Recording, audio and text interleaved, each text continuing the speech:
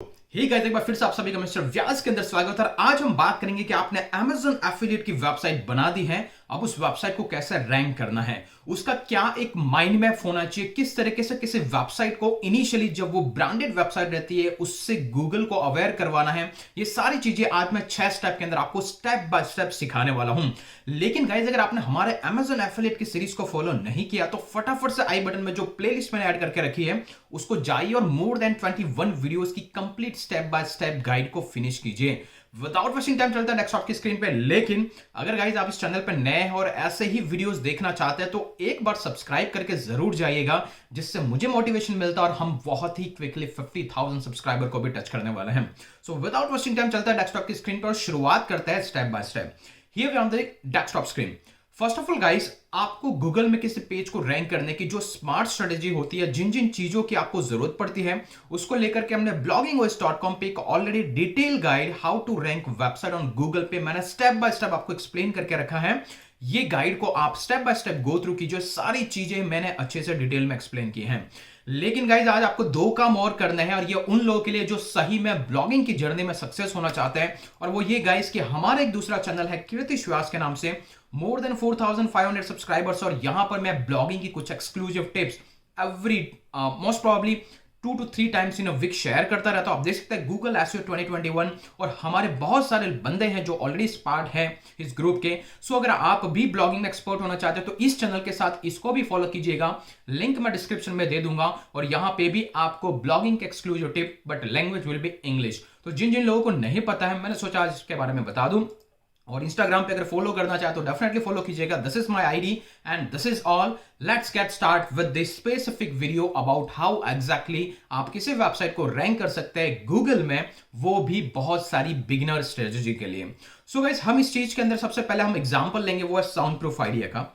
इस particular site के लिए जब भी आपकी कोई नई साइट बनाई जाती है तो सबसे पहला तो आपको क्या करना है गाइस, नंबर 1 वो ये करना है कि आपको आपकी साइट पे इनफ कंटेंट होना चाहिए। इनफ कंटेंट का मतलब क्या? 5 पोस्ट, 10 पोस्ट, 15 पोस्ट नहीं। सबसे पहले चीज, अगर आपकी कोई टोटली नई साइट है गाइस, तो आपको एटलीस्ट 5 से 6 महीने का टाइम देना आपकी साइट में इनफ इंप्रेशन और इनफ क्लिक्स और इनफ रैंकिंग के लिए। और इसके लिए मैं सजेस्ट करता हूं कम से कम 30 से 35 पोस्ट, या फिर हो सके तो 25 से 30 पोस्ट आपकी साइट पे होने चाहिए। इसी के बाद आप रैंकिंग के बारे में सोचें।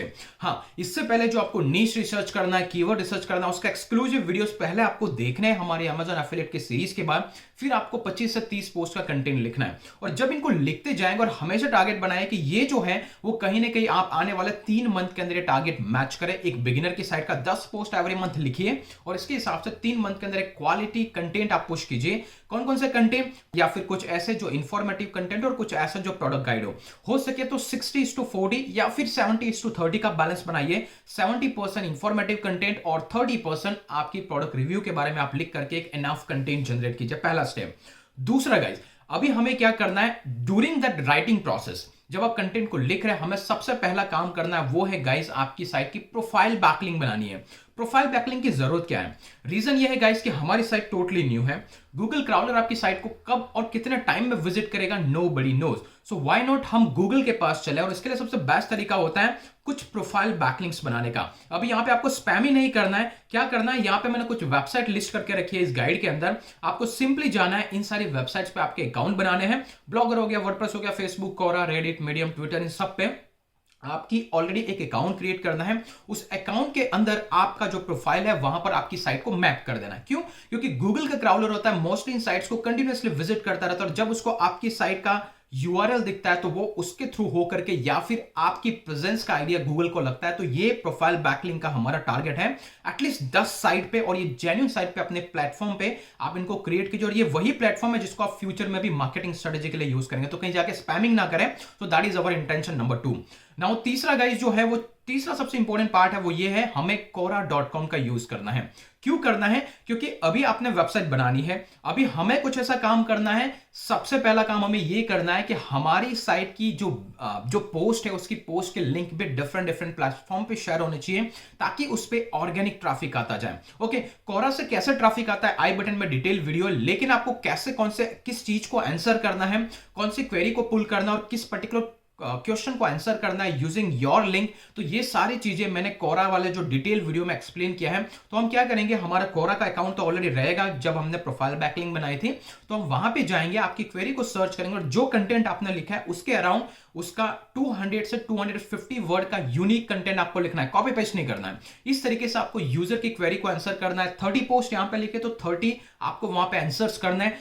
तो ये क्या करेगा, आपकी साइट पे कोरा से भी धीरे धीरे ट्रैफिक आने लगेगा। मतलब हम क्या कर रहे हैं, हम गूगल को अवेयर कर रहे हैं कि हाँ भाई हमारी प्रेजेंस है, हम जगह जगह पे आंसर्स दे रहे हैं ताकि गूगल को समझ में आए कि हाँ हमारी वाइड ऑडियंस अलग अलग जगह से अलग अलग ट्रैफिक जनरेट होकर आ रहा है।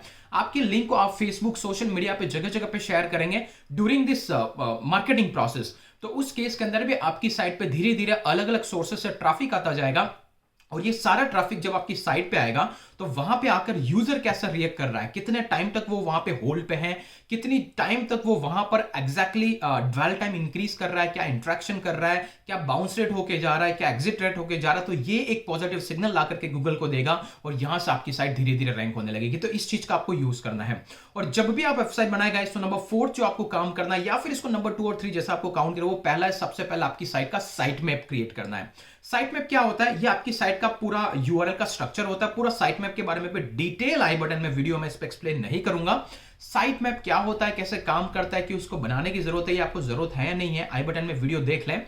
तो जो साइट मैप है गाइस, उसको आपको क्रिएट करना है और आपको इसको 2 जगह पे सबमिट करना है। सबसे पहले हमारा गूगल का वेबमास्टर, ओके, जिसको सर्च कंसोल भी बोलते हैं, तो वहां पे जाकर के आपको सबसे पहले आपका साइट मैप अपडेट करना है। और जब भी आपका पोस्ट जब आप पब्लिश करें या फिर इसको एडिट करें और अपडेट करें, तो वहां पे जाकर के मैन्युअली यूआरएल इंस्पेक्शन करके आपको इंडेक्सिंग के लिए रिक्वेस्ट करना है। तो आपका post within 24 to 48 hours के अंदर वो इंडेक्स हो जाएगा। और ये अभी इनेबल हो गया है, बीच में अभी टेम्पररी गूगल ने डिसेबल किया था।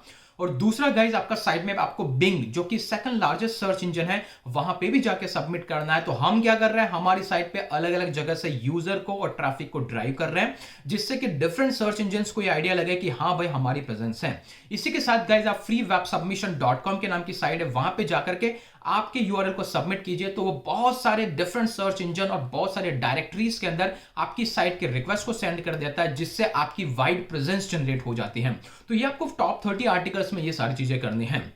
इसके बाद गाइस, जो आपको नेक्स्ट और 5th नंबर का जो सबसे इंपॉर्टेंट काम करना है, वो है बैकलिंक्स बनाने का। अभी यहां पे बात आती है कि बैकलिंक्स कैसे बनाएं, क्योंकि ये बहुत ही डिफिकल्ट जॉब है। तो जी हाँ, बैकलिंक्स 2 पार्ट में डिवाइडेड होता है। एक हमारा जो बैकलिंक्स होता है वो होता है इंटरनल बैकलिंक्स और दूसरा होता है external backlinks.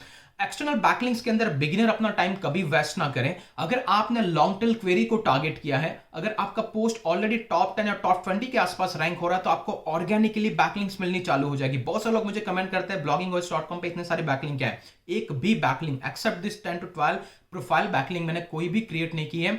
Those all are getting, even sound proof idea पे, ब्लॉगिंग ओएस पे, मिस्टर व्यास आइडिया पे, ये सारी बैकलिंक्स आई है, नेचुरल और ऑर्गेनिक बैकलिंक।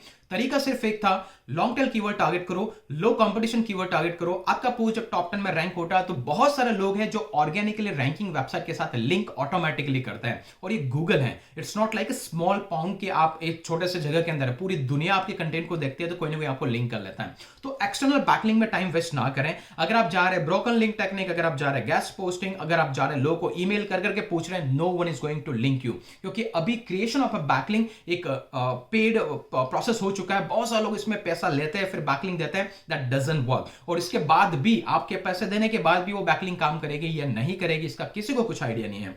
तो गाइस, हमारे पास जो नेक्स्ट स्ट्रेटजी है वो है inbound backlink, one of the most powerful वे, जिसकी हेल्प से ना सिर्फ आपकी साइट को आप टॉप 10 तक लेके आ सकते हैं, बल्कि आपकी साइट को नंबर 1 पे लेके आ सकते हैं। सो ये जो इंटरनल बैकलिंक है, ये कैसे काम करती है, किस तरीके से इसके हेल्प से आपकी साइट को अपरैंक किया जाता है, उसको मैंने इंग्लिश वाले चैनल कीर्ति व्यास पे एक वीडियो अपलोड किया अभी recently, rank website without backlink. इस वीडियो को मैं आई बटन में दूंगा, डेफिनेटली जाके देखिएगा, पूरा डिटेल में मैंने समझाया है कैसे काम करता है। तो गाइस, इनबाउंड बैकलिंक क्या करता है कि आपकी साइट का कोई वो पर्टिकुलर पेज जो ऑलरेडी अच्छा खासा रैंक हो रहा है, आप उस पेज से आपकी साइट के दूसरे पेजेस को इंटरलिंक करते हैं। तो गूगल का क्राउलर जब वो ऑलरेडी टॉप रैंकिंग पेज है उस पर विजिट करता है तो वहां से आपके दूसरे पेजेस को मूव करता है, और जब दूसरे पेजेस पे जाता है तो उसके कीवर्ड भी इंडेक्स होने लगते हैं, रैंक होने लगता है, और इस तरीके से आपकी ओवरऑल साइट ग्रोथ होने लगती है।